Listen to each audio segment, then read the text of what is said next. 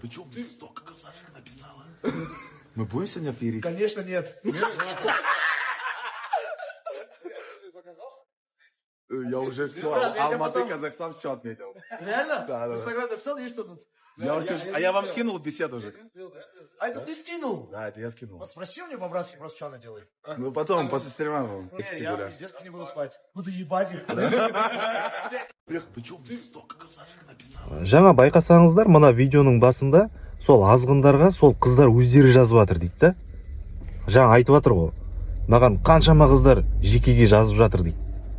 Енді сол қыздардың жазып жатыр, өздері жазып жатырғандарына неге айтпайсыңдар сендер?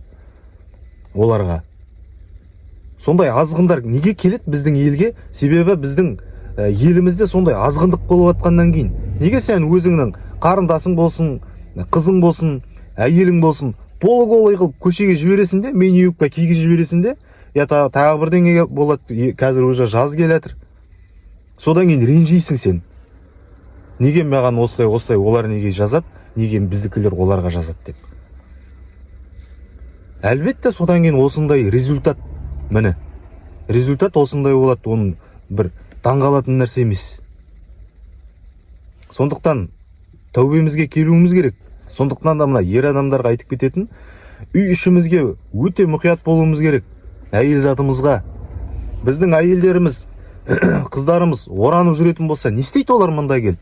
Не іздейді олар мұнда келіп? Сондықтан да біздер өзіміздің дінімізге оралуымыз керек. Сол дінімізді жай аты мұсылман болып, заты сай болмай, шынайы түрде иман келтіріп, шынайы түрде сол дінді ұстануымыз керек, дұрыстап. Бізге қалай Аллах айтты, және пайғамбарымыз саллаллаху алейхи уассалам қалай көрсеткені туралы.